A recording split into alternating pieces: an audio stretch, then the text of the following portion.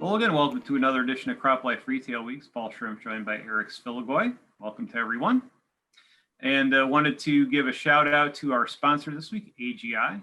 Thank them for their support. They have a special message at the end of the video. We encourage you to stay tuned and watch that. So again, thank you for their participation. We appreciate that. We're settling into good old-fashioned Cleveland weather, which is like 32 degrees and no sun and a little drizzle with some snow, and that's all for like 2 weeks, right? Yeah, although I have to say, I mean, I know that, probably like most people who are at home working from home, one of the important parts of my afternoon is the walking of the dog. And I certainly look forward to that. And, when you have this wet, misty rain going on outside, that doesn't happen. But, flurry activity, dog can shake that off real easy. So it does not interfere with the nightly walks. And I know I'm appreciative of it. According to my doctor, I've lost about 4 pounds, and I put it all down to the fact that dog dragging me around the neighborhood for 2 miles every night. So, Okay, Eric, so what do we have queued up for this week? well, actually, Paul, since of course we're in a new year, 2021, the dumpster fire that was 2020 is finally over. And yes, I did say dumpster fire because I saw a lot of tree ornaments that were either toilet paper or dumpster fires representing 2020. So anyhow, since we're in 2021, I know we had talked a few videos ago about a new challenge to the Dicamba re-registration that was filed shortly before the end of the year. And I know there have been some folks wondering what that's going to mean for Dicamba here in the 2021 season. But this week we actually had a note come out from the folks at Bayer, who of course have a big stake in the Dicamba game, saying that basically even with this lawsuit being filed, this new lawsuit being filed, they did not anticipate that it'll affect the ability of growers and retailers to apply and use Dicamba during the early part of 2021. So based on what Bayer's read is of the lawsuit and its timing in the courts, folks should be all right applying the chemistry here for this upcoming spring season, and we'll have to see what happens after that. Yeah, as we said before, they've tried to build the new label based on all the objections that were brought up last time. So hopefully a lot of those were taken care of and there isn't anything new. And, it's one of those things they're just kind of crawling or clawing through whatever objections or whatever things they've done in the past. If they'd have to find something completely new and unique to do battle with. So I guess we'll see. Yeah. So like I said, we'll be following that. So stay tuned for future videos. And as news comes to us, we'll let you know. And then ringing out the old year, ringing in the new year, Paul, I know that it's a time of year where a lot of folks do tend to exit the marketplace via retirement. I know here on our own staff, our longtime sales rep, Jack Lytle, actually decided to call it a career at the end of 2020.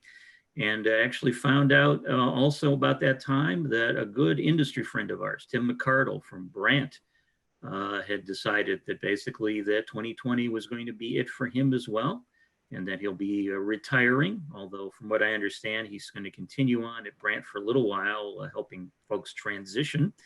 And I know Tim's been a good friend of ours. He's taken part in several of our State of the Industry roundtables during ARA meetings. I know he was an ARA chairperson back in 2017. And I believe you actually just had a conversation with him just as he was making his retirement announcement, correct? Yeah, he brought in one of his other folks internally to talk as well, because as he mentioned, he is on the way out. But you're going to miss him because he's one of those guys that can talk about just about anything. He's seen it all, and a lot of stuff that we get from him, just as far as getting context as what's going on, can be off the record because he does know lots of folks and lots of the ins and outs of retail as things kind of move. So really great source. We're certainly going to miss having him around, and of course just a terrific guy. Very happy to talk to us and inform us on things as we've needed. So we wish him all the best of luck. Certainly going to be a loss for the industry, a loss for the Ag Retailers Association. I know he was participated in that for a number of years, and I'm sure he'll continue to work work to some degree with the association as well. But yeah, just tough to lose that kind of expertise. It's almost impossible to replace it. Yeah, I agree, Paul. I know Tim and I go way back, and he's always been very, very helpful. I've found him a great guy to talk to. He's always been very open about getting information to me very quickly when I need it in a pinch. And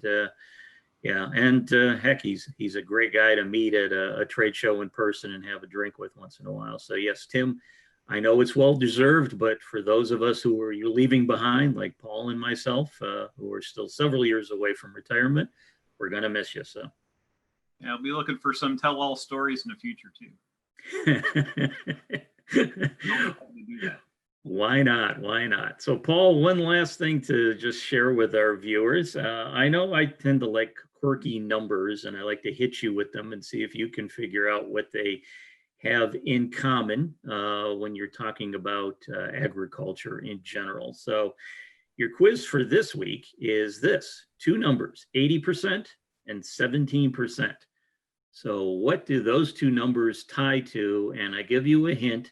It goes back to something that we've talked about a lot that did perform a lot better than folks expected in 2020 versus 2019, even with some disputes when it came to countries like China.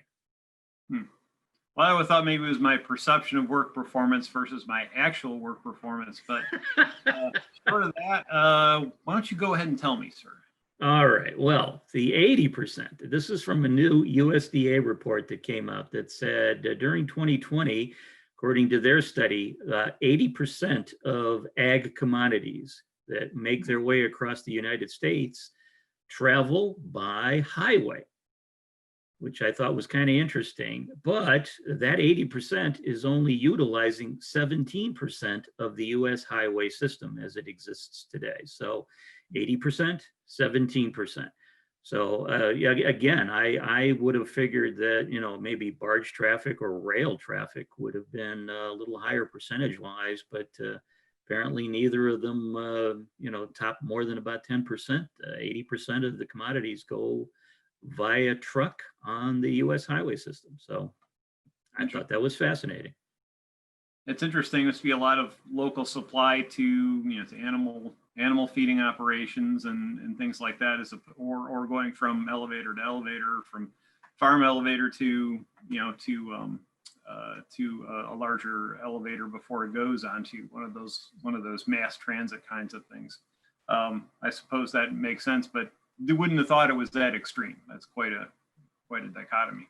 Yes, like I said, I thought so as well. I know several years ago we did a issue talking about transport in the marketplace of various products, crop inputs, and grains for agriculture, and I don't seem to recall the percentage being quite so high for one method of transportation versus the others. But there you have it. According to USDA, trucks and the highways are king. All right. Well, I'll just make a quick statement about the event that we're working on, TechHub Live. We're still set for July 20th to 21st in Des Moines at the Des Moines Convention Center. We're looking forward to that. We just had our first conference committee meeting. We'll be releasing a brochure and a bunch of other information coming out as we, as it comes together here in the next couple of weeks. So we're really excited about that. Encourage you to look into it. Send us an email. I'll be happy to talk to you about it. Would love to see a really solid turnout of retailers there. We want to really work on the education side of getting folks to understand precision technology and the benefits of precision, help those precision programs to excel and to really help farmers with the way farming is evolving and farmers overall. Technology is going to be a big part of that, and we're really excited to be putting this conference together. And so we look forward to getting the information to you and talking to you more about it in the weeks and months ahead. Very good. All right. You done, sir? Are we done? I am done. Thanks again to AGI for sponsoring this edition of CropLife Retail Week. Thank you for joining us, and we'll see you next week. AGI SureTrack Plant Manager is a hardware and software platform that includes trusted solutions for bin monitoring, automated grain conditioning, soil probes, and weather stations. The newest addition is AGI SureTrack Plant Manager, which is a unified, comprehensive management platform that interfaces with all your liquid and dry fertilizer blending equipment. SureTrack Plant Manager combines the proven functionalities of Jungi Dispatcher and Yargis software suite. Key features include increased ROI due to reduced training efforts and increased employee productivity, a single platform giving retailers the opportunity to manage liquid and dry orders, a modernized UI that employees are familiar with, and friendly reminders that required maintenance is due to be performed. For more information, visit aggrowth.com/fertilizer, call, or contact your AGI Fertilizer Systems sales representative. If you have questions or comments about today's episode of Retail Week, contact us by email or Twitter, or type your message in the comment section below. Your feedback is important to us. We'll try our best to address your thoughts in next week's episode. And be sure to subscribe to our YouTube channel.